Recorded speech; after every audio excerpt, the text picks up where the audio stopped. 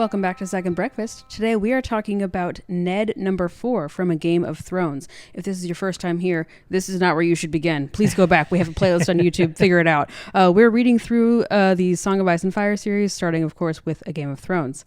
I'm really excited to talk about this with you, Cam. Are you excited? Yes, I am. Good. Yes, I'm doing an old school close reading, which is something we used to do in our Tolkien days, and it was fun to kind of stretch those muscles again. Yeah, it was. Yeah, that reminds me. We did cover all of Lord of the Rings early on in our podcast journey, so go check that out if you like. Also, speaking of checking things out, we dropped a Patreon exclusive episode this weekend all about female body horror. We did a breakfast buffet, which is where we talk about a lot of things all together, and this was a collection of 5 movies, all with the common theme of female body horror. It was so much fun. It was some recent ones and some older ones that were new to us, and we picked up on this common thread, and we're kind of chasing it through this hour-long discussion. Really fun to dive into horror. We talk about Immaculate, The First Omen, the Suspiria remake from 2018, Stop Motion, an indie freaky body horror movie from this year, and we close things out with Love Lies Bleeding. Yeah, it was really great. Really enjoyed that discussion. Our Patreon's $2 a month. You get access to bonus episodes like that one. We usually do 1 or 2 a month,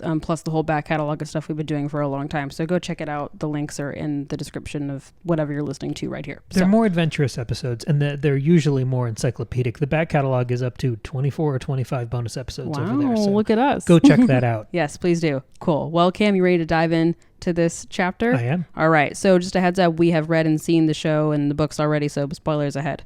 Okay, let's do a recap of this chapter and then we can dive in. So this is A Game of Thrones, Ned number 4. So Ned has arrived at King's Landing, finally, and he is exhausted, poor guy. But of course, the second he gets there, he learns the small council has called an urgent meeting and he must attend. Or they say, like, at your earliest convenience. And at first he goes, like, it'll be convenient tomorrow. And then they're like, okay, well, I guess we'll tell him you're not coming. And he goes, oh, wait, never mind. I should go. Like, he so doesn't want to go, but he just, like, realizes he has to. They did that on purpose, right? Just to stress test him. Of course they did. And so he, like, grabs a change of clothes because his clothes are in another cart that's not even there yet. And he just, like, goes in there. So King Robert isn't even at this council meeting because King Robert isn't back at King's Landing yet. He's been riding separately. They've been riding in like separate cars, basically. Like they're all grumpy with each other after the whole Micah, wolf incident. Also, he never goes to those. Yeah, right. So he's not there. And Ned's like, should we wait for the king? And they're like, we'll be waiting for forever. He doesn't need to be here. So at the council are 4 other men. We have Lord Renly, who is King Robert's brother. Of course, Renly will play a huge role in A Clash of Kings. Rip, yep. We also have Lord Varys, who we met last time. We have Littlefinger, also who we met last time. He's the Master of Coin. It's not clear what Renly's role is yet, but I'm sure we'll learn. And then Maester Pycelle, who is like the Grand Maester at King's Landing. He's like, Maester Luwin, but more powerful. Worse in every way. So much worse. So missing from the council are, of course, King Robert and Sir Barristan Selmy, who is the Lord Commander of the King's Guard, because he's with Robert on the road. So sort of like most of the council, but not everybody. Turns out the king had sent a message ahead that was calling an urgent meeting because he wants to throw a tourney in honor of Ned's appointment as Hand of the King. And this is where Ned learns that the crown is severely in debt. They owe like 6 million golden crowns. I don't know what that translates to, but a lot. Mostly to the Lannisters, but also to the Iron Bank of Bravos, the Tyrells, and the High Septon, and also several Tyroshi trading cartels. So bad news. So the Lannisters have a death grip over the entire kingdom. Yeah, it's pretty cool. And Ned had no idea about this. He was like, I thought we had this like amazing treasury that that the last Targaryen king left. And they were like, oh no, Robert spent it all. He's like, okay, cool. And he says, we absolutely cannot afford this tourney. Like it's ridiculous. We're not going to do it. And they all just kind of go, okay, you tell that to King Robert, like good luck. And Ned sort of like grumpily leaves the meeting and ends it. And it's not a good time. So he's going to go back to his chambers to finally get some rest. But of course he runs into Littlefinger, and Littlefinger sort of like leads him through this like dance and like teasing thing. He says like, oh, this is not the way to your chambers. Let me show you. And he's walking him, and Ned's following, and he realizes we're not heading to the chambers. And then all of a sudden they're outside the castle, and he's like, we're outside the castle. And Littlefinger's like, uh-huh. And then they keep walking, and he says, I'm taking you to your wife. And Ned goes, what are you talking about? Catelyn's in Winterfell. And Littlefinger's like, oh, sure. Okay. And he's just like being very, like, he's taunting him and being very, very harsh and cruel to him. Very gossipy. And he takes him into a brothel. Ned is, of course, outraged. as he would be. But this is the brothel that Littlefinger owns, and that's where Catelyn is safely hiding. And so Catelyn is in fact there. And so they reunite, and Catelyn catches him up on everything about Bran and the knife, and it's Tyrion's, and what do we do? And so they sort of try to figure out, okay, what do we do next? Ned is a little bit worried that Robert may have played a role in Bran's assassination attempt, but he kind of refuses to believe that. Littlefinger thinks that Robert probably wasn't involved. He says that he turns a blind eye to like everything going on. So I doubt he's involved. And Ned sort of thinks things through and thinks, okay, yeah, you're probably right. So they decide that at this moment, they can't really do anything. They don't have solid proof. All they have is the knife, but the knife doesn't really tell you anything. And they know that if they accuse any of the Lannisters of trying to kill Bran, they'll like be executed immediately. So they say, okay, let's lie low.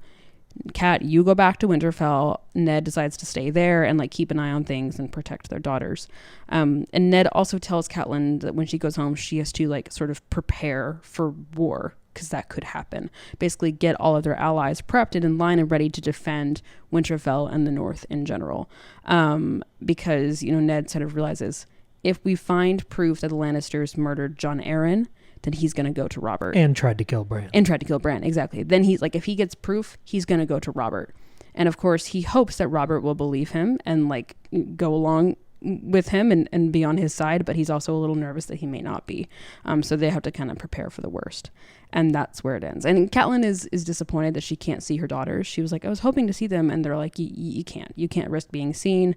The girls might talk. It would be bad. It's not worth the risk. So Catelyn, very tragically, never gets to see her daughters again, and she has to leave. Also, I think this is the last time she and Ned see each other too. So that's it's got to be. Yeah. That's very sad, and that's where we end. Fantastic sense of dread in this chapter. Yeah. More fun to talk about than to read. Yeah, but things don't look good at the end. I loved getting our first small council meeting. Me too. That was really so exciting to see, because it's been a while since we've seen any of those, because even in the last few seasons of the show, everything was a mess and you didn't get fun small council meetings. So yeah, that was pretty great. So I want to start with this little close reading that I want to do. Yeah, so I'm excited to hear that. We're in sort of the narration as Ned is reviewing what has happened on the King's Road and how miserable everything was. Last time we saw him having to kill Sansa's direwolf to satisfy Cersei's demands. Ugh, yeah. And he's thinking over the intervening time and the rest of the ride to King's Landing, and he's describing how miserable Sansa was because of the direwolf, how miserable Arya was because of the butcher's boy, and the last part of the sentence is, and Eddard Stark dreamed of a frozen hell reserved for the Starks of Winterfell. I'm so glad you chose that line. I had no idea what to do with it. I have some things to say about the previous sentences, and we'll do that later. I had no idea what to do with this. So this is the only thing I have anything to do with in this chapter. Fantastic. So. This is why we do this together, because we focus on different things. And this gives us a complete circle, or a complete picture. Okay, I'm ready. I'll repeat it. And Eddard Stark dreamed of a frozen hell reserved for the Starks of Winterfell. So the first thing that hit me from this line is that it might be sort of a couplet echo. We've been chasing those the last month or so. Right. That this reminded me of the quiet return of the White Walkers in the last chapter, which was Jon. I argued that the wall represents the White Walkers in a lot of ways because it's this cold, shambling manifestation of existential dread and death and the future and what lies beyond in the North, and that we should be afraid of that. It was this like just gigantic monolithic reminder. I was reminded that a little bit with just the phrase frozen hell. Sure, yeah. Because frozen and they're scary. That was just sort of the first blush impression. Yeah. But I think I have a different read on that here. Okay. Because thinking about the journey that is recapped 2 or 3 times in this chapter of Ned, Sansa, and Arya and their little traveling company going south to King's Landing, I want to look at that sort of Stark pilgrimage of part of the Stark clan riding south to change everything about Westeros. That's sort of a dress rehearsal for what the White Walkers are going to do. Oh, interesting. Eventually, they're going to ride south and change everything. Yeah. And what I mean is that the intervention of Ned agreeing to become Robert's hand indirectly results in Robert dying, Joffrey becoming king and dying, and Stannis becoming kind of king and everything then dying. Happening. All the wars and the coups and everything else that happens in this series. I mean, Catelyn and Robb dying. Of course. Yeah. all of that is downstream of this singular Stark migration.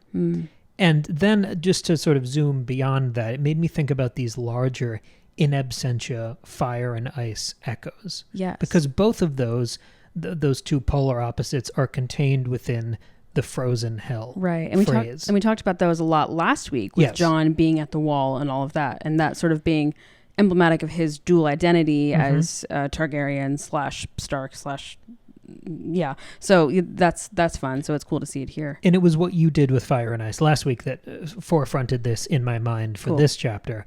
But seeing how those Fire and Ice echoes radiate out from the Starks here, the easiest example, of course, is that Jon has both fire and ice within him. And you could describe the sort of messy contradiction of his identity, his emerging identity, as being sort of a frozen hell, where he's got this fire buried within him, and on the outside is Jon Snow, the Stark northern identity. But inside we have that little festering Targaryen part of him.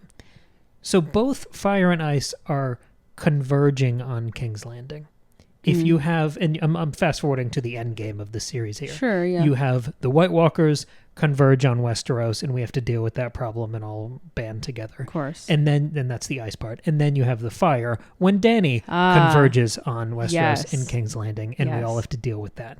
So ice and fire are both these metaphorical in absentia general threats to the world. Yes. And we know, because we've seen the end of the show, that Dany's intervention here will be more catastrophic. Yeah, a little bit. And the thing that really struck me about season 8 of the show, and again, this is sort of immaterial because we don't know exactly what's going to happen in the books. Right. But I was so interested at the time in how the White Walkers were dispatched, because it was icier. It wasn't this massive fireballs through the capital sort of coup attempt. Right. It was almost diplomatic, the way we all got together and dealt with them outside. It was like a field trip to Winterfell to get rid of the White Walkers, and then we get back to the main drama. Yeah. Which means that this big in absentia ice threat kind of flames out. Like Ned does. Oh, yeah. Ooh. So if going back to that initial sort of idea of this big southern Stark family migration that flames out in this like diplomatic way, that's sort of what happens with the White Walkers too. I see, yeah. As opposed to fire, which, that's a conversation for a different week. And that's interesting because that reading of it sort of implies that the threat of the White Walkers wasn't that serious. Yeah. Like it was, and it meant that a lot of things had to happen, and it was, the Long Night episode, that battle is huge and major, and like it's very difficult to kill the Night King and all this stuff, and it causes all these problems, but at the end of the day, that's not the main issue that Westeros is facing. That's not the finale of the show. No. That's episode 3 of season 8. You don't get the Night King launching a siege on the Red Keep. Right. And in the same way, Ned is really not much of a threat compared to the Lannisters and the Baratheons and everybody else who's trying to vie for power here.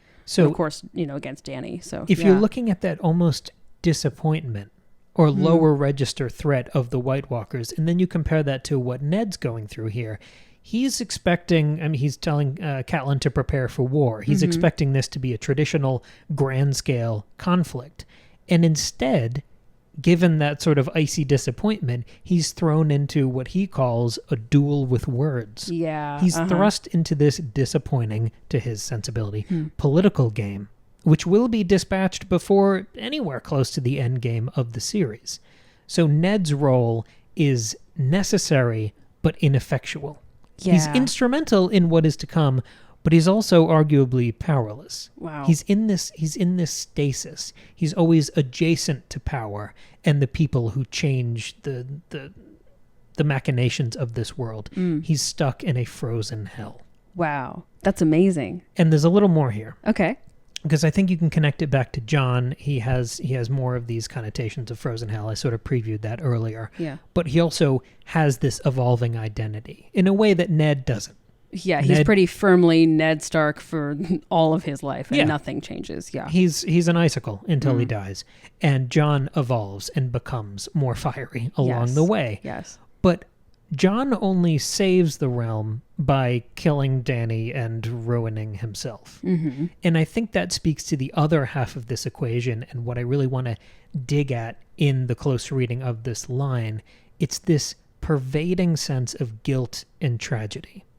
Because the last Ned chapter was him using a sword called ice to kill a direwolf. And he remembers that in this chapter. And the quote is, "If the gods had sent these wolves, what folly had he done?"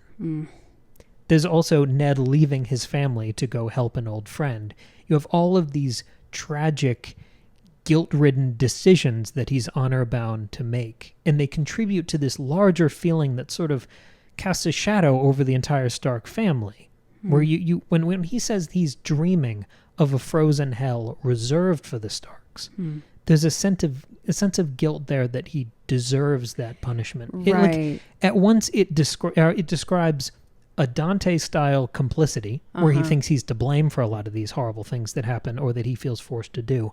But it also pretty accurately describes the living purgatory that all of the Starks experience for the entirety of this series. Yeah. Remember, in Dante, the final circle of hell is a frozen wasteland. So he's really damning himself in this thought and description. Oh, that's so sad. There's the other observation that all the Starks will only be reunited in death. So in that afterlife, whether it is heaven or hell or anything in between. I mean, down in that crypt, which is a kind of frozen hell. The crypt beneath Winterfell. Yep. Yeah, and that literally has those shadows cast over it. Yes. Of that guilt and tragedy. It's that stasis. And even the people who do make it towards the end, I described Jon before as being ruined by what he has to do with Dany at the end of the series. This survivor's guilt is fatal for Starks. They are made an example of. They are moral fools in an increasingly amoral world. And if we can pivot back to the initial kind of pinprick couplet echo with the return of the White Walkers in the last chapter, with everything I just laid out, I was trying to look at what the White Walkers could then symbolize. And I think it's because they are thoughtless. There is no Night King in the book. They are basically zombies, right? They don't have personalities. They don't really have individual identities. They're not political schemers either. They're just there to take over. Yeah. They are representations.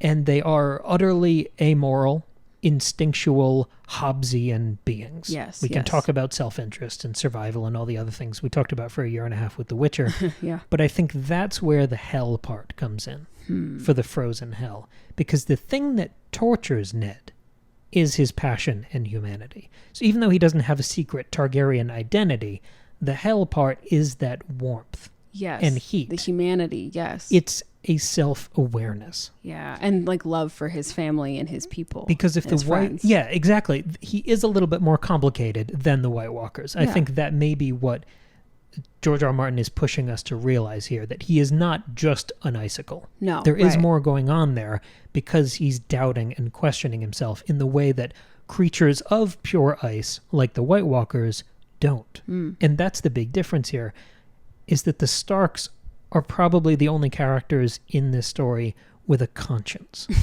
And that's the contrast drawn by the rest of this chapter, seeing him just thrown around and run circles around by the small council. Yeah, or they at least like they take their consciences like seriously. Like you think of somebody like Tyrion, who has a lot of struggles and clearly like has these really good intentions within himself, but he often pushes those down or ignores them or moves past them because he knows he has to, or maybe because he's so power hungry that he wants to, versus somebody like Ned or Jon or Catelyn, who have these moments of like humanity and conscience, but they take them seriously and give them thought and consideration in ways that other people don't. So that frozen hell line really made sense of a lot of this series for me, being the books and the show. I think I have a better understanding of Ned's disposition, the overall arc of the Stark family, the fire and ice symbolism and the representation of the White Walkers. I think that 2-word phrase, and this is a testament to the efficiency of George's writing, I think that 2-word phrase threw me for a loop that I ended up writing this whole page of notes. Yeah. Based on those 2 words. That's amazing. But I love that. I also think it covers everything in this chapter. I agree too. Yeah, that's a wonderful way to read that. And I think that sort of helps further some of the ideas that I was pulling out. Like, number one, I was really struck by that like self-damnation that you were talking about, that guilt that Ned is feeling. We see him when he's thinking about when he, killing Lady. I forget what the line is. It's something about like, Sansa had pleaded with him the same way that Lyanna had also pleaded with Ned. And so Ned, of course, feels this intense survivor's guilt around the death of his sister. And then he carries that like personified through Jon. And Jon has to bear the hatred and disdain that Catelyn has for him, as well as like that outsider, that outcast state that he has to live in because of Ned surviving Lyanna, and also like having to lie and like hide this promise because Lyanna asked him to protect Jon, all this stuff. So that's all very complicated. But what we're also seeing with Ned here is this like self-damnation and a lot of like self-doubt.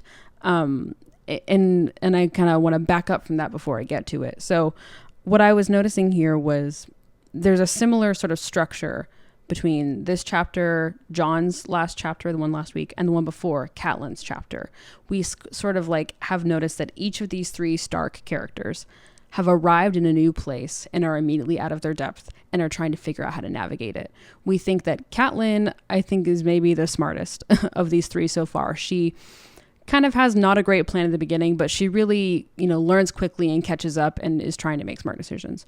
Jon, we talked about last week, is pretty unaware of his own privileges, is really stubborn, kind of foolishly trying to, make the Night's Watch what he wants it to be and not accepting it for what it is, and dealing with that. But then he learns from these avuncular figures that you mentioned around him.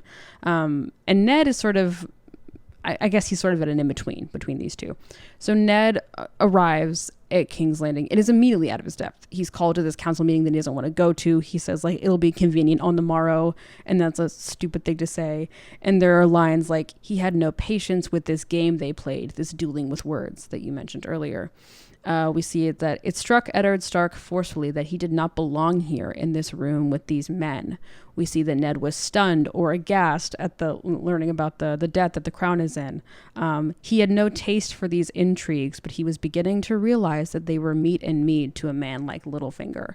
So he is starting to learn, because even though he has these, moments of he doesn't belong, he's out of his depth, and even things like Littlefinger says, you're growing old and slow, or Ned had no reply for that.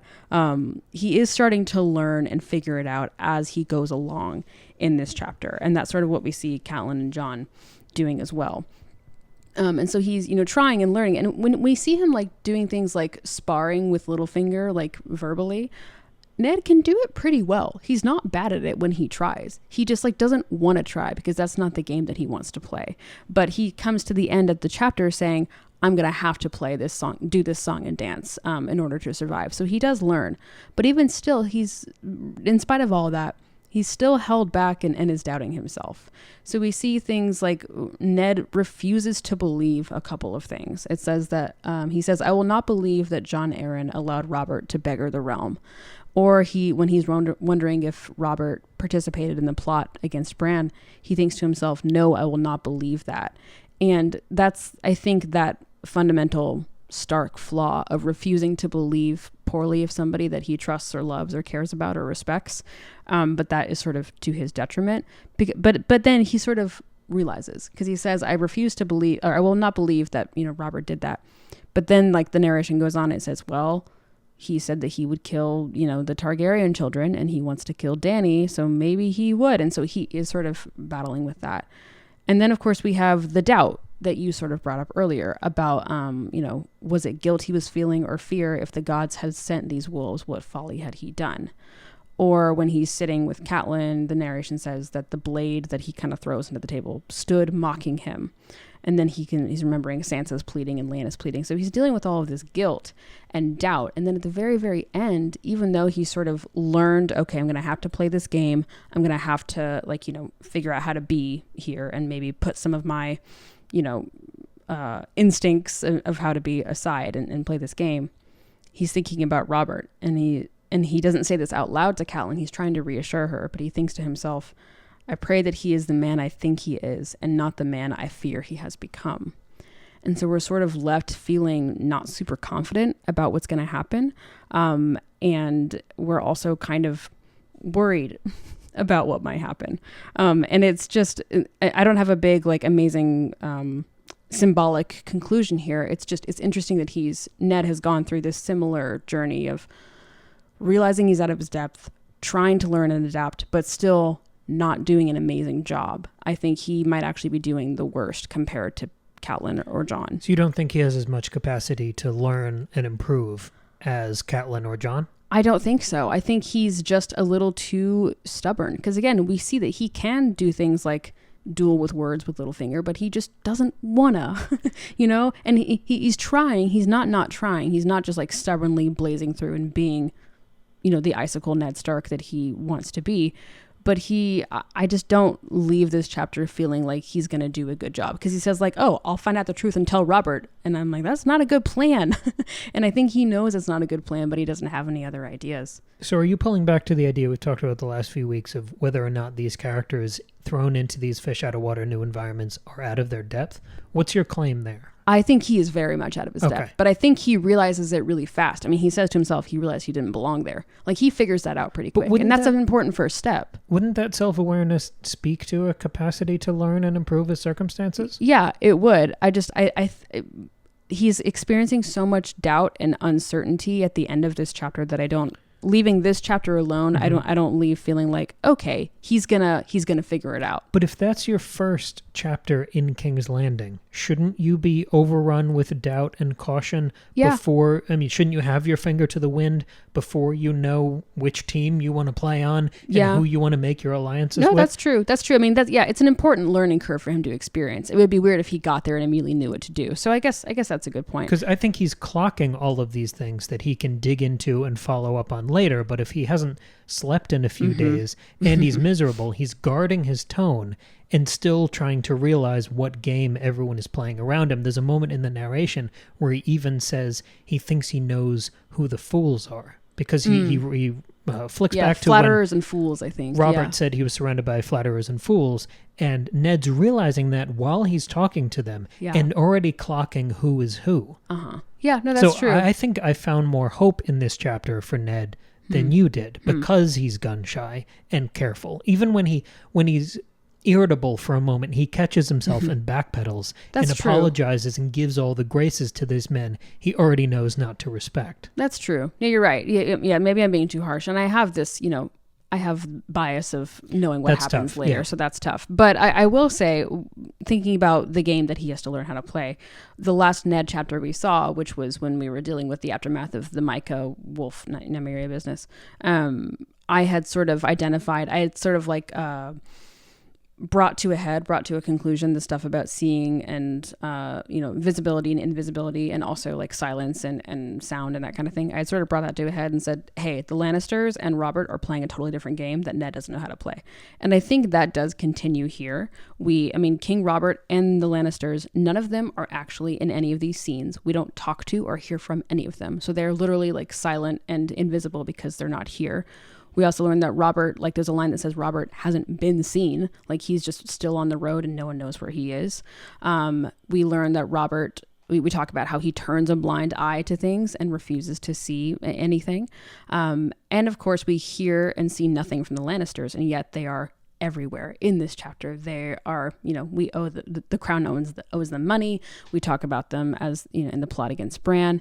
And then Ned even remembers, when he's thinking about the stuff with the wolf, he remembers Cersei saying, we have a wolf so soft and quiet. So he's remembering and recognizing that the Lannisters, and by extension Robert, are playing this different game of silence and remaining invisible and not looking and not seeing. And I think, so maybe to your credit, Ned is sort of recognizing that finally and trying to adapt, versus the last chapter where he didn't seem to recognize it and was trying to play a different game and it wasn't working. I've noticed all of the quotes you've pulled, not just from this section, but I don't know, 10 minutes earlier when you were starting with this idea, I noticed almost every quote you pulled there was somehow sensory. And given how exhausted Ned is in this chapter, I think you could argue that he's overwhelmed and overloaded, overstimulated, basically. Yeah. Because he's used to having 12 quiet, cold fellas talking to him at Winterfell. Right. And now he's got 1 million people playing 1 million different games all around him. That's true. I agree that I have more faith in a guy who realizes he's losing the game than a guy who's not aware the game's going on. Well, that's very true. Maybe that's what I mean when I say I'm hopeful for Ned still. Because he understands his place in this pecking order. Yeah. Well, and I mean, that's the journey he has gone on. In the last chapter, he really didn't know he had no idea what was going on. He thought he was doing the right thing and it went totally backwards. And now he's sort of recognized what's happening. That conversation when they were on the horses with him and Robert, I feel like he thought he was going to be Robert's number 2, like he would be chief of staff in the West Wing. Right. Where he wouldn't really have to deal with everyone else, or if he would, they would be very clearly working for him.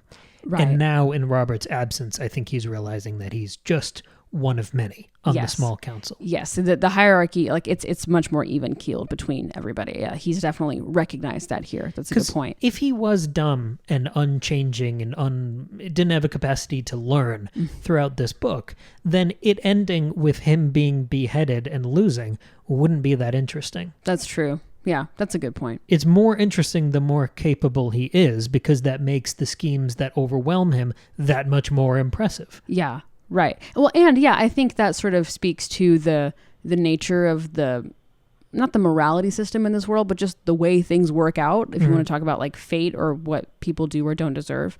In your more traditional fantasy, hero story, you would have your main character start out in a weak place and then grow and learn and be rewarded for that growth, right? But instead, we have our main character, Ned, who does learn and grow, but is still killed anyway. So that sort of speaks like, it doesn't matter how well he learned all the rules and he played correctly, so why didn't he win? Well, because this world is cruel and unfair. Like, that's why. So I like that. What I want from this world is the Machiavellian arms race. Can I make a weird comparison?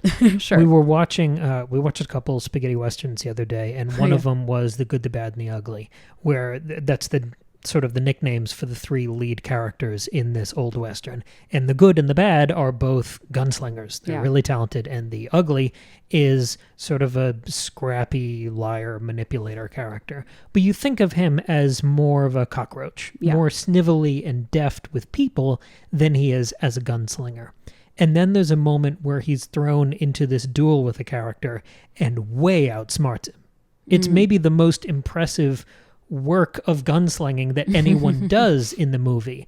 And for a movie that was creeping on 3 hours, building up these confrontations with these 3 guys, making the one guy who wasn't a gunslinger suddenly the best gunslinger ratchets up the tension and drama for everyone. Yeah. So I think the more capable Ned can become, I think he has 6 or 8 chapters left in this book, the more capable he can become, the more impressive everyone who beats him will be.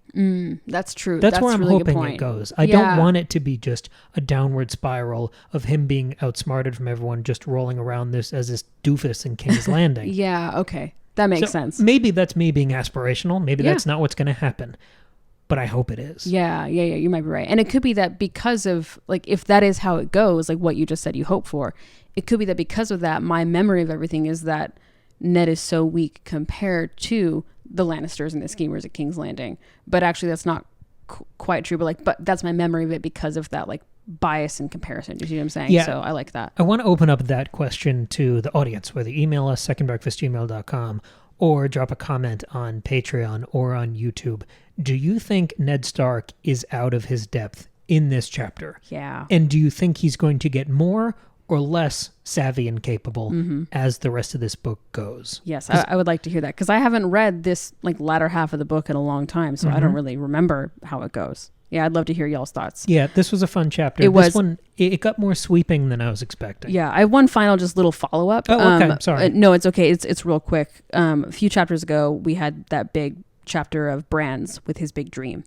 And we've been sort of seeing how his visions and predictions have come true in the micro, and we talked about how they will come true in the macro. But it was cool to see it again here. In the Catelyn chapter, we saw that she did in fact face a storm on her way to King's Landing. And in Jon's chapter, we saw that he, like almost word for word, he's forgetting what it's like to be warm. And that's from Bran's dream.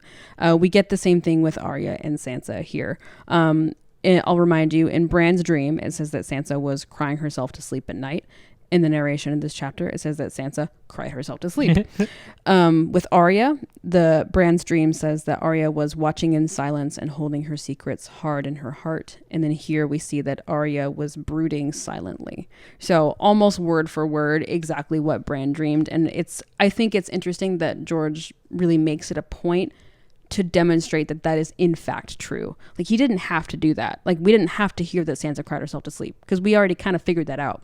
But he made it a point to tell us that Bran's dreams are in fact true and have this important truth to them. So I thought that was really cool, and it makes me excited for the next time we'll dig into Bran. So. It also keeps that thread alive from last week of narrative interventions and endorsements. That's very true. Cool. Yeah, I'm wondering which of these things come back in the next chapter, because we're going to jump over to Tyrion. Yeah. After talking about him and incriminating him for 2 chapters running now. True. I'm wondering how that, because that is hanging over us, especially if we try to jump back to that position of the first time reader.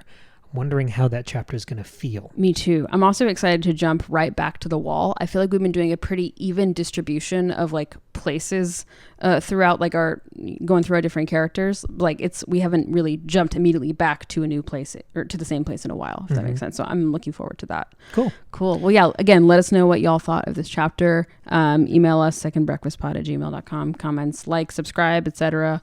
All the good things. And check out the Patreon to see that female body horror breakfast buffet. That was a lot of fun. I really enjoyed that one. I feel like we haven't done that level of in-depth, just in the weeds film analysis in a while. This was deep theory work, like we did with the Saltburn episode and Ripley and some of those. And they were all connected too. Yes. I think a lot of our buffets, we kind of talk about them individually in sort of like a just, round robin way, which is fun. This, they really were all interwoven. And that was really cool. It was kind of like how the Dune episodes sort of compound on each other. Yeah. So check that out. Also, next week, as a little preview, we, of course, are going to be back with Tyrion on Friday, but on Tuesday, or no, we will just... This is just this past Tuesday. You almost had it. One of these weeks. Because we record things in all different orders. Good at the calendar.